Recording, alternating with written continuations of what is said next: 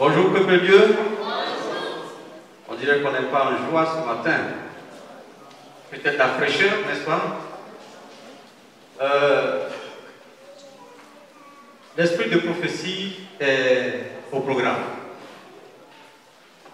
On vous a déjà fait un bref résumé de tout ce qui s'est passé.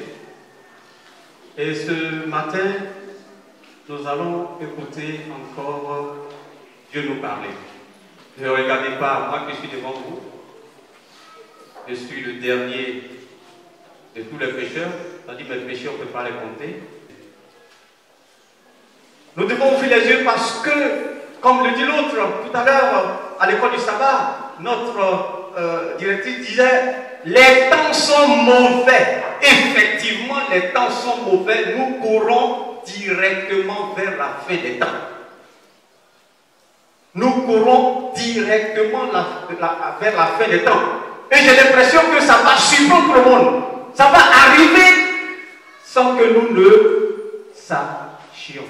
Pendant que nous faisons des plans pour 10 000 ans, la fin du monde peut être bientôt.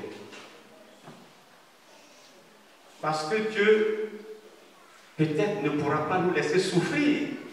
Je sais que moi où je suis là, je me pose quelquefois la question de savoir quand la persécution va arriver, est-ce que je serai aussi pieux comme les fautois? Quelle sera mon attitude? C'est pour cela que quelquefois, ça n'empêche que moi. Quand un chrétien meurt, c'est vrai, ça fait mal. Mais moi, je me dis, vous lui êtes bien. Je ne sais pas, c'est moi. Dans ma réflexion, vous lui êtes bien. Il se repose. Quand ça va arriver, il ne verra pas.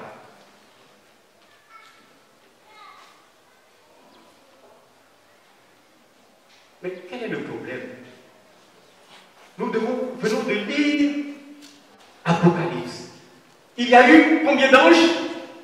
3 anges. Quel est le message central des 3 anges?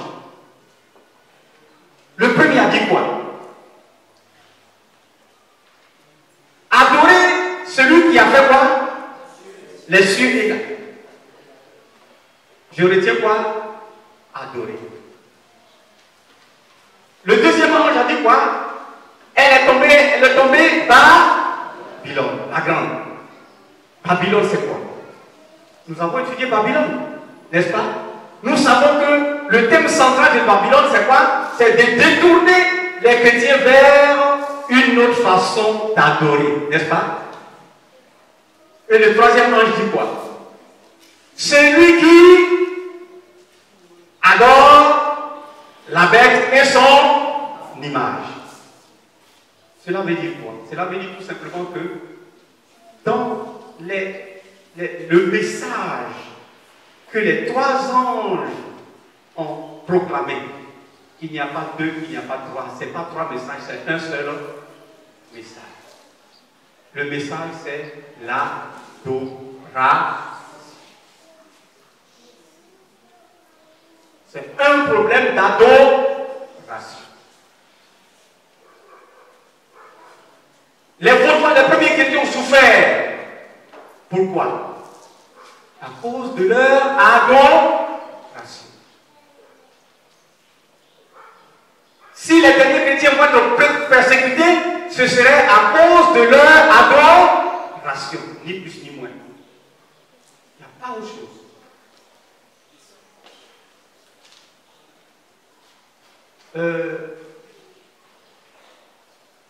Qu'est-ce que le monde nous offre aujourd'hui?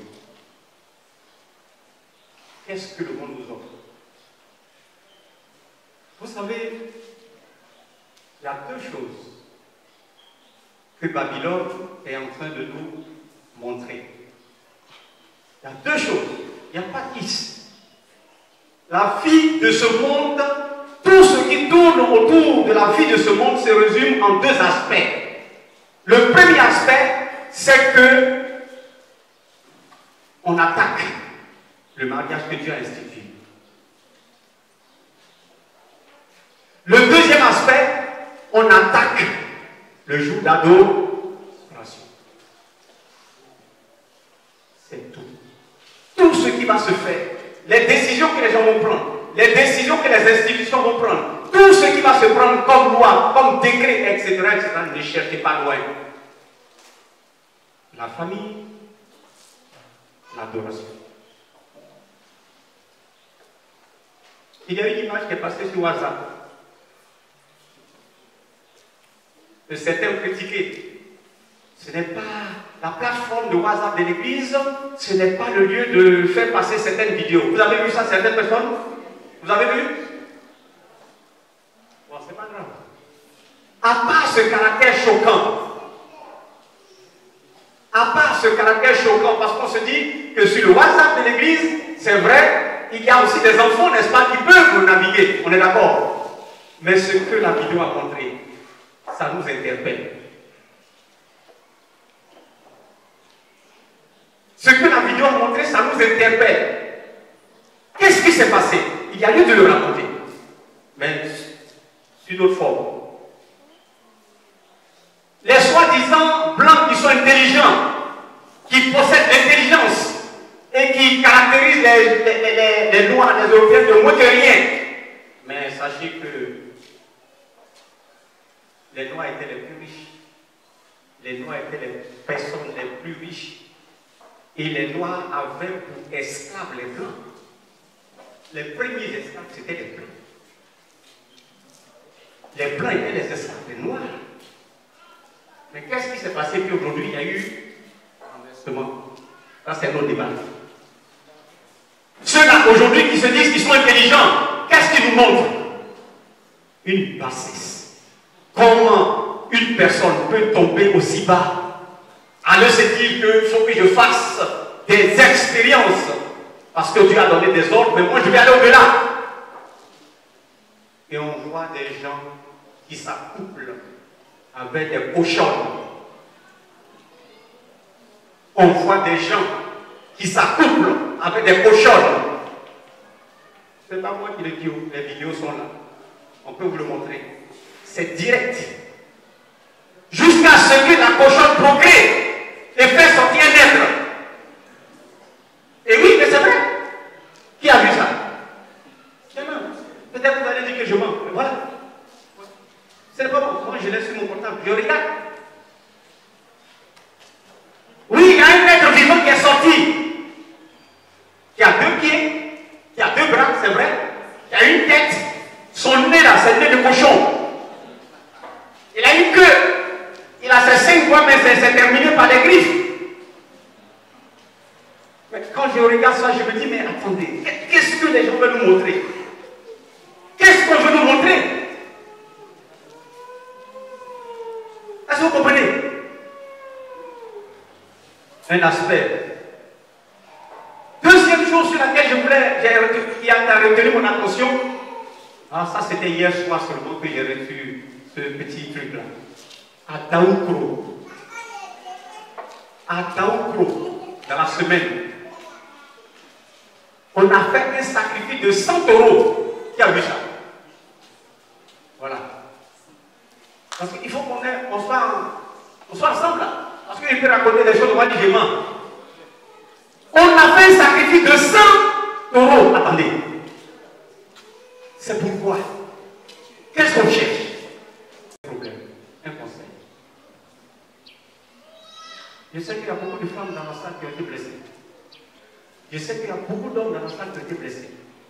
C'est des hommes de choses. Pas seulement dans le cas du mariage. Dans beaucoup d'autres choses. Mettez-vous à genoux. Remerciez le Seigneur. Surtout, même quand vous n'avez pas, même quand vous avez raison, abandonnez-vous entre les mains de Dieu. Ce que Dieu va faire pour vous, c'est un miracle. Vous serez étonnés. C'est ce qu'il faut faire.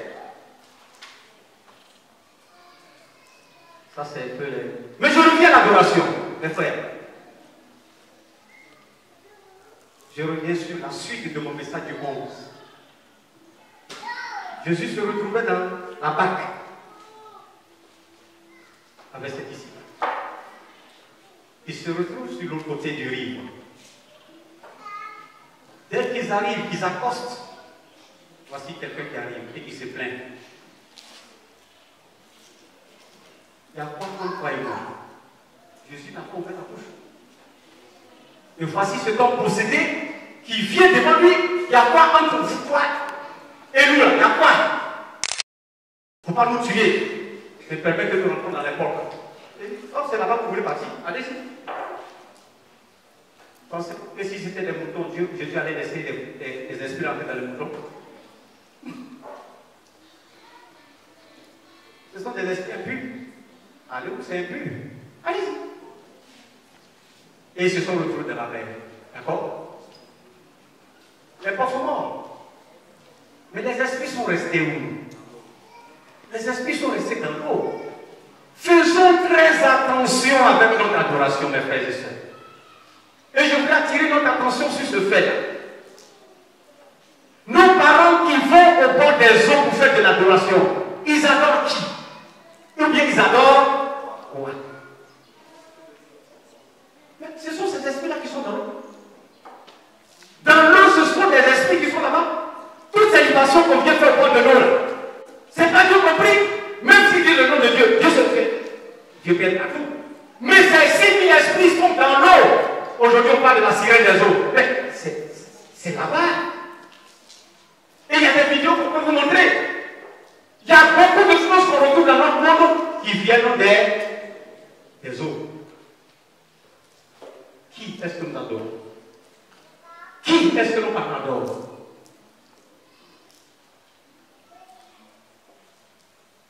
Il faut le dire. Le diable est descendu du ciel avec un tiers des anges.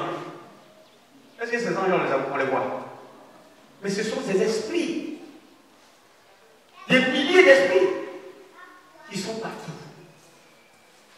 Si vous lisez l'Apocalypse, le songe de Daniel et le songe de Jean, les deux mots ensemble. Et j'ai vu une bête sortie de... Est-ce que vous voyez? Je vis une bête sortie de la mer. Après l'autre est sorti. Ils sont tous bizarres. Mais la petite pierre qui s'est détachée sans le secours d'une personne est venue de d'où? Du ciel. Ce n'est pas venu de la mer.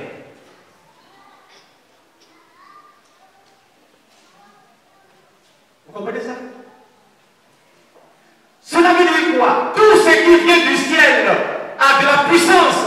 Et cette puissance est supérieure à tout ce qui vient de l'eau. Quand Jésus a libéré, n'est-ce pas, l'homme de Gadara, il a dit à ses disciples, maintenant vous pouvez emprunter la mer. C'est en cela que j'ai dit, mais mon ami, là, il est bizarre. Là où 6000 démons sont rentrés là, dans la mer, c'est là maintenant ils nous envoient. C'est pas bizarre ça. C'est pas devant les 6000 esprits sont rentrés dans la mer. Et je lui ai dit, bon, quand je suis ici, mais accordez-moi de l'autre côté. Ils sont rentrés dans la barque, ils s'en vont. Et la Bible nous dit qu'ils avaient du mal à avancer. Disez ça. Ils avaient du mal à avancer. Il n'y a pas de tempête ce jour-là. Et Jésus, voyant cela, qu'est-ce qu'il fait? Il va maintenant vers eux. Et il regarde. Mais qu'est-ce qui arrive? Qui se rappelle? Ils ont dit quoi? Ils ont dit que c'est quoi? C'est un fantôme. Ils ont raison. Vous ne trouvez pas qu'ils ont raison? Mais ils ont raison. Ils sont dans l'eau. Ils sont sur l'eau. Sur l'eau, qu'est-ce qu'on peut trouver? Mais c'est un des esprits. Ah, c'est un des esprits qui est parti là, qui se montre à nous. Mais c'est un fantôme. Ils ont raison. Voilà un fantôme qui sort de l'eau. Attention. Ben oui, ils vont effectivement penser que Jésus était un fantôme. Il va se rapprocher d'eux. Non, je ne suis pas un fantôme. C'est moi Jésus. Pierre, si tu es vraiment Jésus, permets que je vienne vers toi. Ça veut dire quoi? Si toi, tu dis que tu n'es pas fantôme et que tu es le Christ qui a de la puissance, permets que je fasse la même chose que toi. Et Pierre aussi a commencé à marcher sur les eaux, n'est-ce pas? Cela veut dire que si nous croyons, si nous avons cette foi, nous pouvons aussi faire beaucoup de choses. Beaucoup de choses. Le point sur lequel je veux finir, mes frères et sœurs, l'homme que nous adorons, le Dieu, pardon, l'homme entre guillemets, le Dieu que nous adorons, c'est le Dieu tout-puissant. Il a la puissance sur tout.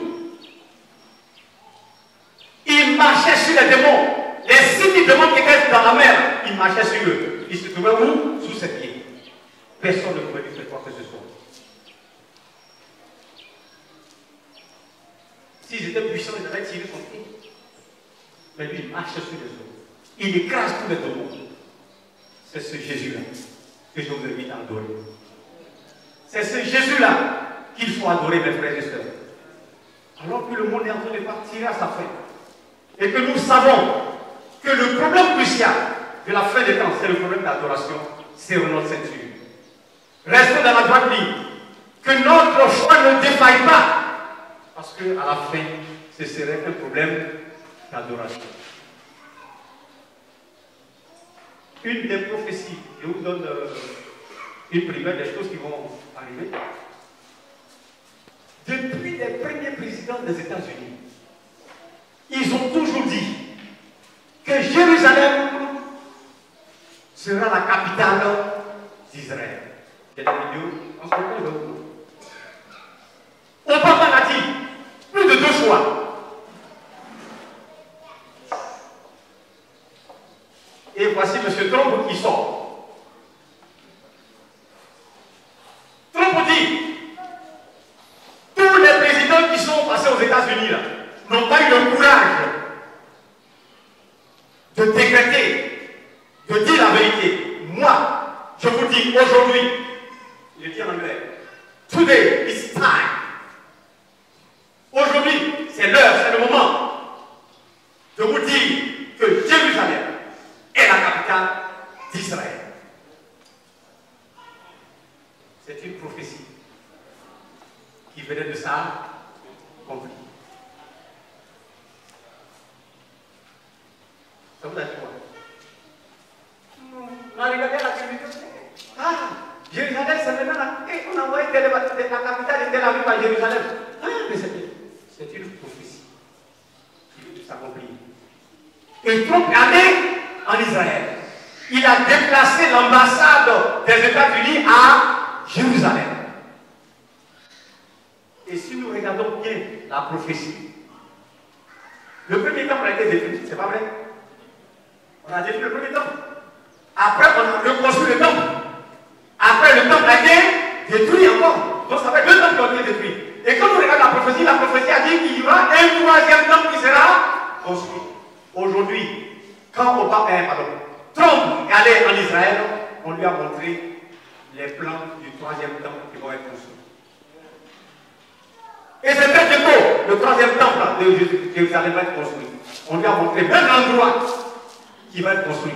Et ce qui est frappant dans cette histoire, même les Palestiniens qui ont construit les grandes mosquées, ils n'ont pas empiété sur un espace. Et l'espace là est là. Et c'est justement à ce emplacement-là que le 3e temple sera construit.